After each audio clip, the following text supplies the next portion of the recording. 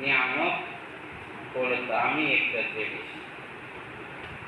আল্লাহ তাআলা বান্দাকে অসংখ্য নিয়ামত দিয়ে থাকে, কিন্তু বান্দা এই নিয়ামতের দাম কত এটা বুঝে না। বোঝার মতো শক্তি বান্দার হয় না। তখন বান্দা অনুধাবন করতে পারে, বুঝতে পারে, যখন বান্দা এই নিয়ামতকে দুনিয়ার পরিবেশে কিনতে যায়। কথাগুলো বুঝে আসতেছে, তখন এটা অনুধাবন করতে পারে, বুঝতে পারে। আজ থেকে কিছু বছর পূর্বে এক বড় বর্তশালী ব্যক্তি, অত্যন্ত আবেগ ছিলেন, তিনি তার ওপেনলি একটা কথা বলেছিলেন, একটা বাণী পেশ করেছিলেন জনগণের সম্মুখে, মানুষকে উদ্দেশ্য করে এবং নিজেকে উদ্দেশ্য করে। তিনি দীর্ঘ হায়াত পেয়েছিলেন, দীর্ঘ লম্বা সময়, কিন্তু হঠাৎ করে একদিন অসুস্থ হয়ে যায়। কি হয়ে যায়? অসুস্থ হয়ে যায়। আমরা গরিব মানুষ অসুস্থ হয়ে ঘরের কিনারায় বিছানাতে কষ্টে কাতরে শব্দ করি না? কিন্তু যারা অর্থশীল, বিত্তশীল, প্রভাবশালী, তারা কি বিছানায় কাতরায় শুধু? যারা নির্মূল করার চেষ্টা করে, দৌড়াদৌড়ি করে, কিভাবে এই রূপটাকে একদম শেষ করা যায়। আপনার আমার তখন হসপিটালে যাইতে হয় যখন একবারে দেওয়ালের সাথে পিঠ থেকে যায়, যখন কষ্টের আঘাতটা আমরা সহ্য করতে না পারি, গ্রহণ করতে পারি, তখন আমরা ডাক্তারের কাছে যাই। নাকি একজন কৃষক পেটের ব্যথা একটু হালকা ওঠার সাথে দৌড় করে হসপিটালে চলে যায়? যায় না। এই যে কঠিন ব্যথা হওয়ার পরেও আমরা যাই সরকারি হাসপাতালে। কোন হাসপাতালে? সরকারি হাসপাতালে। কারণ প্রাইভেট হসপিটালে যাওয়া আমাদের সমর্থ নয়, সমর্থবান নয়, আমরা ওই খরচ আমরা বহন করতে পারি না। যাই আমরা পাবলিক হসপিটালে নির্মূল করার জন্য। কিন্তু কোনো বিত্তশালী, প্রভাবশালী কোনো সমস্যা হলে তারা প্রাইভেট হসপিটালে চলে যায়, উন্নত মানের হসপিটালে চলে যায়। বলেন তো, প্রাইভেট হসপিটালের বিল কম নাকি পাবলিক হসপিটালের বিল কম? প্রাইভেট হসপিটালের বিল বেশি না? পাবলিক হসপিটালের বিল আছে খুব কম, শুধু কিছু ঔষধ কেনার লাগে। বলেন তো, পাবলিক হসপিটালে আদর যত্ন বেশি হয় না পাবলিক হসপিটালে আদর যত্ন বেশি হয়? সেবা কোন জায়গায় বেশি পাওয়া যায়? পাবলিকে বেশি পাওয়া যায় না, কিন্তু প্রাইভেটে পাওয়া যায়। ওই টাকা, এই টাকার মাধ্যমে মানুষ রোগকে নির্মূল করার জন্য হসপিটালে চলে যায়, ভালো হসপিটালে যায়, আরো ভালো হসপিটালে যায়। যত লেভেল বাড়তে থাকে তত বিল বাড়তে থাকে। কেউ যদি বাংলার জমিনে নিজের রোগকে নিরাময় করতে চাই, যে টাকা খরচ হবে বাংলার জমিন থেকে সাইরা সিঙ্গাপুরে যদি চলে যায়, বলেন তো একই টাকা দিয়ে নির্মূল করা সম্ভব? বিল কম হবে না বেশি হবে? বেশি হবে না? ট্রেন দিয়ে উড়াল দিতেই তো একটা বাজেট লাগবে, এরপরে হসপিটালে পৌঁছবেন, এরপরে না আপনাকে সেবা দেওয়া হবে, এরপর বিল লেখা হবে। ওই বিজ্ঞ ব্যক্তি বলতেছে তার 7 দিনের বিল হয়েছিল 70,000 টাকা। কয় হাজার টাকা? 70,000 টাকা। চোখের পানি ফলাইয়া বলতেছে, হাই রব, বড় শুকরিয়া তোমার দরবারে। কেন? এই 70 বছর হায়াতের প্রতিটা দিনের জন্য যদি 10,000 করে ফেলাইতে হইত, আমার মতো প্রথমের পক্ষে 70 বছর হায়াত চলা সম্ভব হইত না। বলুন না সুবহানাল্লাহ। সুবহানাল্লাহ। এক দিনের জন্য যদি এক বান্দাকে 10 10,000 টাকা গুনতে হয়।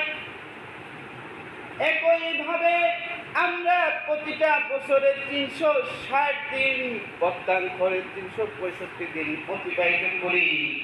প্রতিটা বছরে যদি 365 দিনের বিনিময়ে যদি আমাদের 365,000 টাকা দেওয়া লাগতো, অনেকের হায়াত 10 বছর হয়ে গেছে, 20 বছর হয়ে গেছে, 50 বছর হয়ে গেছে, 60 বছর, 70 বছর।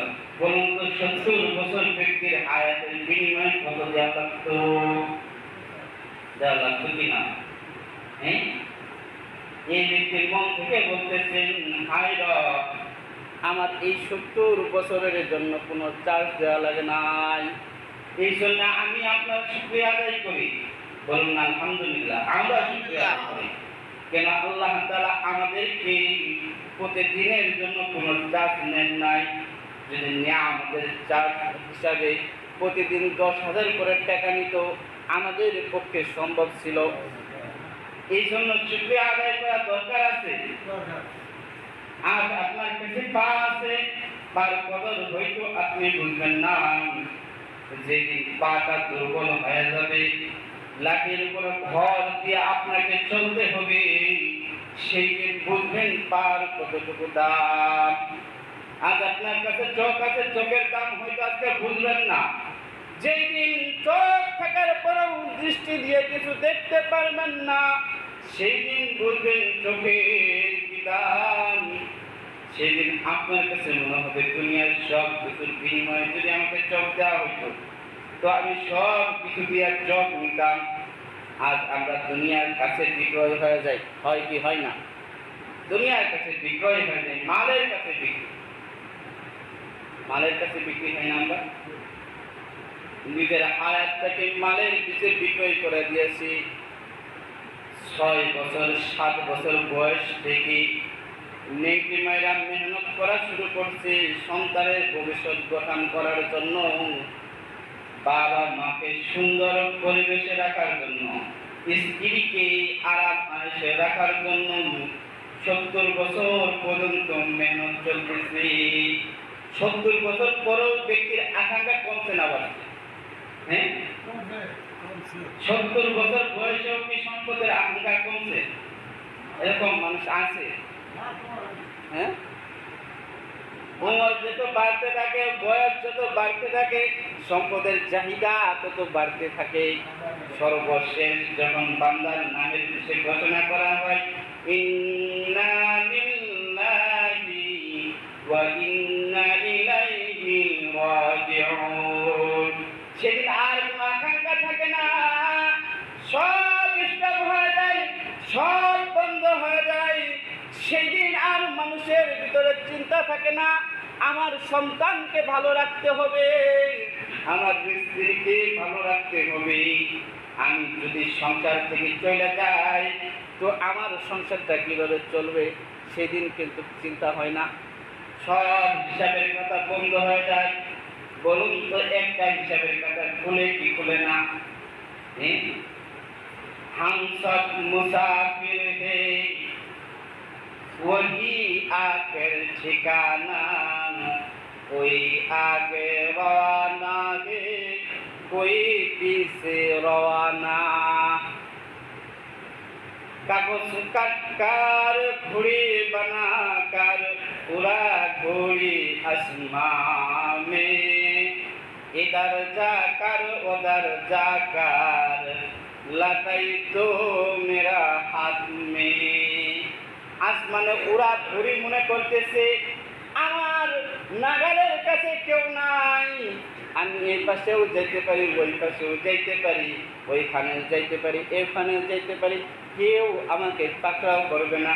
বলুন তো, ঘড়ি যিনি উড়াইছেন তার হাতে কি লাটাই আছে নাকি নাই? ঘড়ি কোথা বেঁধে উড়াবে কি বলে? লাটাই বলে না? হ্যাঁ, এই লাটাই আছে কি নাই?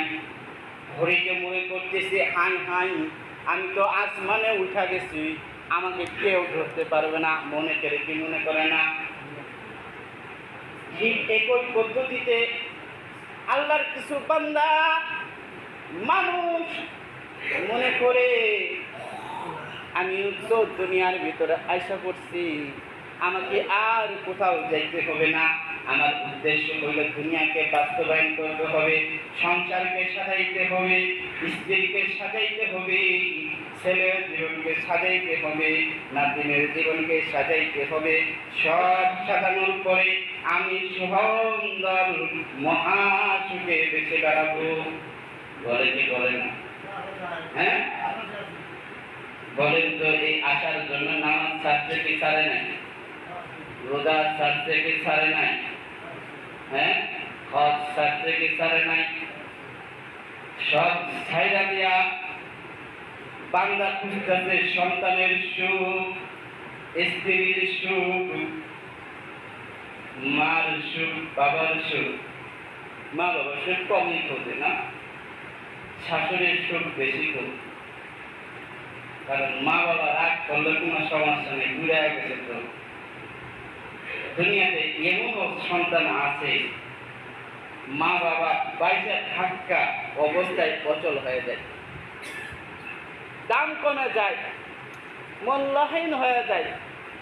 যেরকম ভাবে শিরা জুতা মানুষ পিকাতে ফেলায় দেয়, ঠিক একই পদ্ধতিতে যখন মা বাবা বৃদ্ধ হয়ে যায়, শ্রমের বিনিময়ে কামাই করা সমস্ত অর্থ সন্তান ভোগ করে।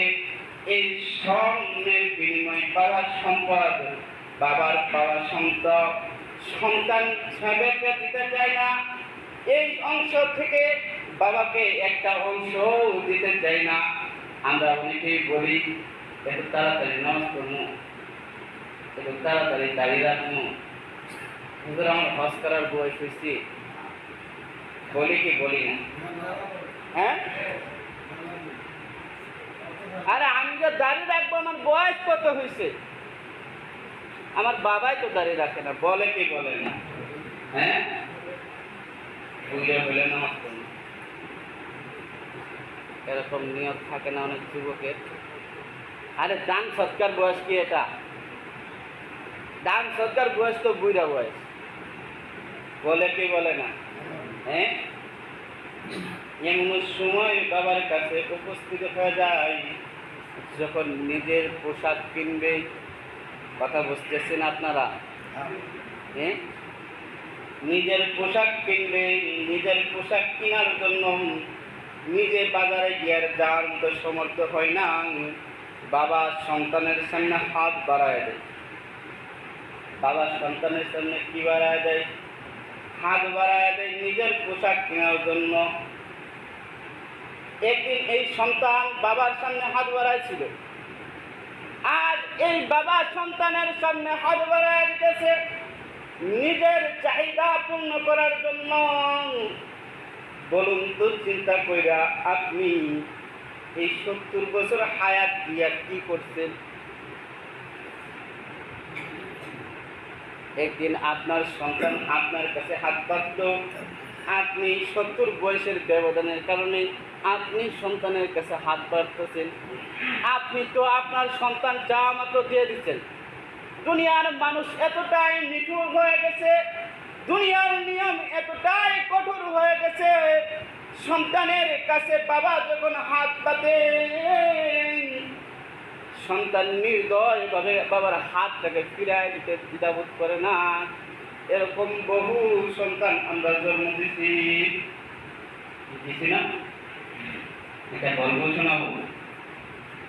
আল্লাহ তাআলা পবিত্র কালামুল্লাহ মাজিদের ভিতরে বলেন, আকাদা রাব্বুকা আল্লা তা'বুদু ইল্লা ইয়াহু ওয়া বিল ওয়ালিদাইনি ইহসানা।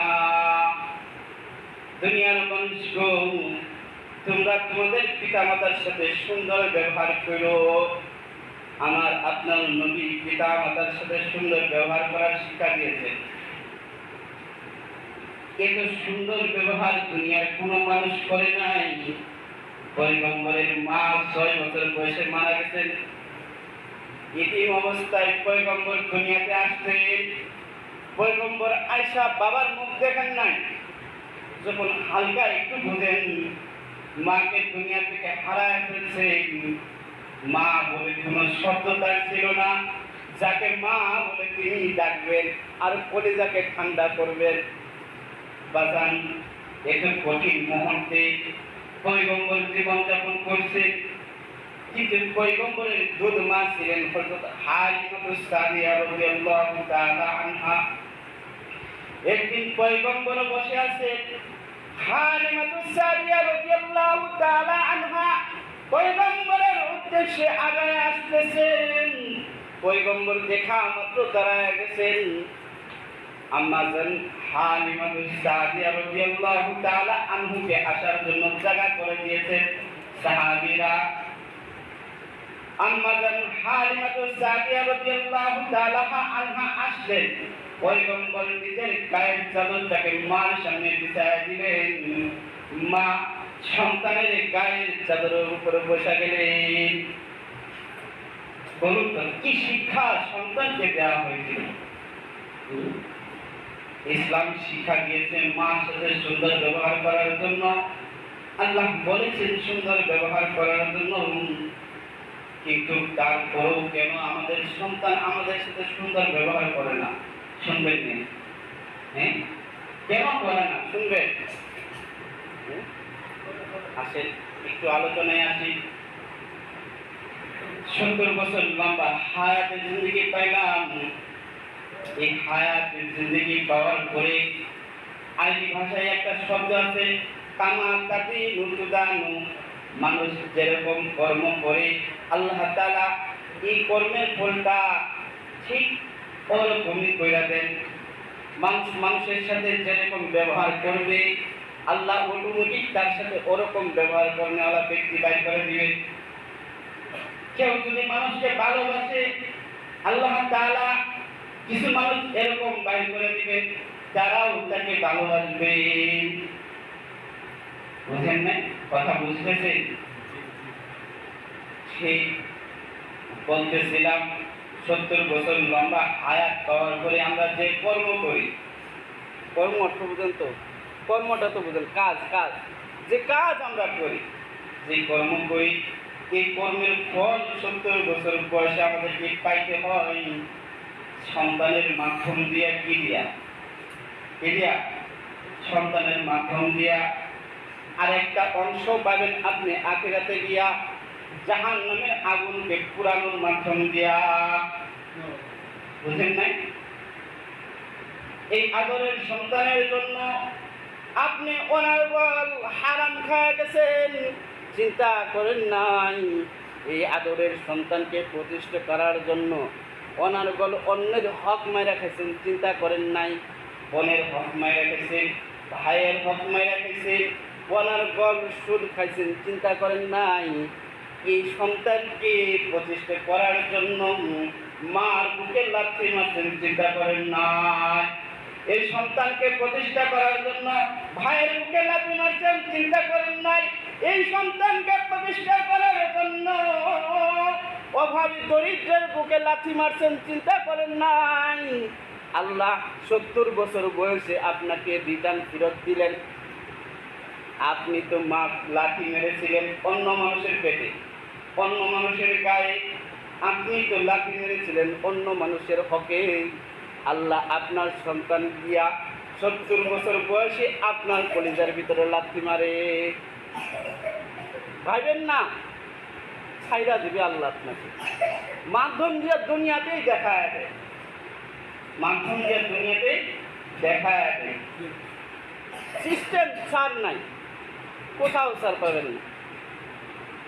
আল্লাহ তাআলা বলছেন এই জমিনটাও তার, এই আসমানটাও তার, এই মাখলুকগুলো তার। এই মাখলুকগুলোকে তিনি পাকড়াও করতে পারেন, দুনিয়ার আর কোনো শক্তি তার পরিবর্তিত করতে পারবেন না। এই দিনও পাকড়াও করতে পারেন। আবার যেই দিন আপনার শেষ হয়ে যাবে, বন্ধু থাকবে না, সাথী থাকবে না, বাড়ি থাকবে না, খাঁটি থাকবে না, সেই দিনও পাকড়াও করতে পারে। এই দিন পাকড়াও করলেও বন্ধু পাবেন না, সেই দিন পাকড়াও করলেও বন্ধু পাবেন না। লা তাজিদু ওয়ালিয়ান, লা তাজিদু ওয়ালিয়ান। বন্ধুও দাঁড়াবে না, অভিভাবকও দাঁড়াবে না। আমি আপনাদের কাছে প্রশ্ন করি, কোনো চোরকে যদি পাকড়াও করা হয়, কয়জন বাবা আছে দাঁড়ায় বলে যে এটা আমার সন্তান? বলে? হ্যাঁ, বলতে চায় না, পরিচয় দিতে চায় না, অভিভাবক হইতে চায় না। কেন? কুকর্ম করার কারণে।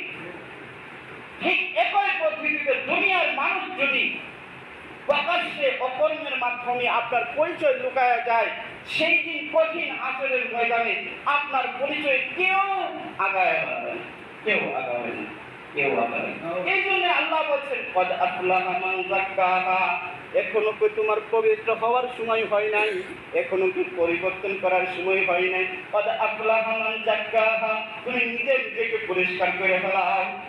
70 বছর যা চুরি করেছ, ডাকাতি করেছ, দুনিয়ার কোনো মানুষ না জানলো, তুমি জানো কি জানো না বলুন? জানে কি জানে না? আপনি জানেন না? দুইজন জানে, এক যিনি করছেন তিনি, আর একজন যিনি আছেন তিনি। দুজনের জানা আছে কি নাই বলুন তো? অন্ধকার রজনীতে কোন বান্দা যদি গুনাহ করে, এই গুনার খবর বান্দা যেভাবে জানে, ঠিক আল্লাহ সেইভাবে জানে। হইতে পারে বান্দা গুনার কথা ভুলে যাবে, কিন্তু আল্লাহ ভুলেন না। আল্লাহর ইলমের ভিতরে সব স্পষ্টভাবে লেখা থাকে। বান্দাকে সেই দিন স্পষ্টভাবে ফিরাইয়া দেওয়া হবে। বান্দা দেখবে আর বলবে, হায় হায়, এটা কেমন কিতাব, যেই কিতাবের মাধ্যমে ছোট্ট ছোট্ট অপকর্মগুলো সারা হয় নাই। আল্লাহ তাআলা বলেন, বান্দা যদি সরিষাকে 70 ভাগের 1 ভাগও যদি করা হয়, এই পরিমাণ খারাপ কাজও যদি বান্দার হায়াতের জিন্দগিতে করে, আমি আল্লাহ সেদিন উপস্থিত করে দিব। বুঝলেন না? এই জন্য পবিত্র কালামুল্লাহ মাজিদের ভিতরে আল্লাহ বলেন কদ আফলাহা মান যাক্কাহা, ওই ব্যক্তি সফল কাম। কোন ব্যক্তি? যে ব্যক্তি নিজের অপকর্মের কথা ভাইবা নিজেকে পরিশোধন করছে, যে ব্যক্তি নিজের অপকর্মের কথা ভাইবা সুদ থেকে বিরত থাকছে, যে ব্যক্তি নিজের পরিণতির কথা ভাইবা আল্লাহর কাছে মুখ দেখাইতে হবে এই ভয়ে গুনাহকে ছাইড়া দিয়ে মসজিদে উপস্থিত হয়েছে, আল্লাহর কদমে ডাক দিয়া নিজের গুনার জন্য মাফ চাইছে। আল্লাহ বড় রহমান, বান্দার গুনাহ মাফ করতে পারে। আমার 70 বছর 80 বছরের গুনাহ আল্লাহর কাছে মাফ করা বড় কঠিন না। কিন্তু কোনো অহংকারী, কোনো জালেম যদি অপরাধ করার পরেও অপরাধকে সীমা লঙ্ঘন করে, স্বীকারোক্তি না দেয়, আরও অপরাধের ভিতরে ব্যস্ত থাকে, তো আল্লাহ তাআলা তাকে দুনিয়াতে ধ্বংস করে দেন। দুনিয়াতে ধ্বংস না করলেও আখিরাতে তাকে জাহান্নামের আগুনের মাধ্যমে পুরায়া ধ্বংস করে দেওয়া। সেদিন এতটাই কঠিন হয়, এই জালেম মুখ থেকে নিজেই বলবে, আমার মৃত্যু কেন হচ্ছে না, আমার মৃত্যু কেন হচ্ছে না, আজ রব মৃত্যু দেন, শেষ করে দেন। কিন্তু শেষ করা হবে না, আপনাকে বাইরেও করা হবে না। অনেকেই বলি, আমরা তো ইমানদার মুসলমান, আল্লাহ আমাদেরকে বাইর করে নেবেন। ইমান আসেনি, এটা দেখেন। ইমান আসেনি ভিতরে, এটা দেখেন। লা ইলাহা ইল্লাল্লাহ, এই কথা বলার দ্বারা কেউ মুমিন হয় না। আল্লাহ তাআলা বলছেন, মান ক্বালা লা ইলাহা মুখলিসান ফাদাখালাল জান্নাহ, যে ব্যক্তি আল্লাহকে খুশি করার জন্য লা ইলাহা ইল্লাল্লাহ বলছে, সে জান্নাতে যাবে। দুনিয়ার মানুষকে খুশি করার জন্য নয়, পদমর্যাদা হাসিল করার জন্য নয়। আপনি লা ইলাহা ইল্লাল্লাহ বললেন আর রাত্রে যায় চুরি করলেন, আর লা ইলাহা ইল্লাল্লাহ কাম হবো না। কেউ কেউ তাজবি করে ইল্লাল্লাহ ইল্লাল্লাহ জিকির করে, আবার আর একজনের জমিন কাইটা ব্যয় করেন। এই ইল্লাল্লাহ কোনো কাজ আসবে না, এই অপকর্মের শাস্তি আপনাকে দেওয়া হবে, কিঞ্চিত পরিমাণ ছেড়ে দেওয়া হবে না।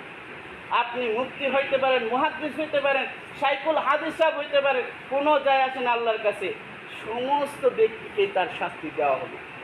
এই জন্য আমরা আমাদের অপকর্মের ব্যাপারে দুনিয়ার কেউ না জানলে আমরা জানি, আমরা অবগত আছি।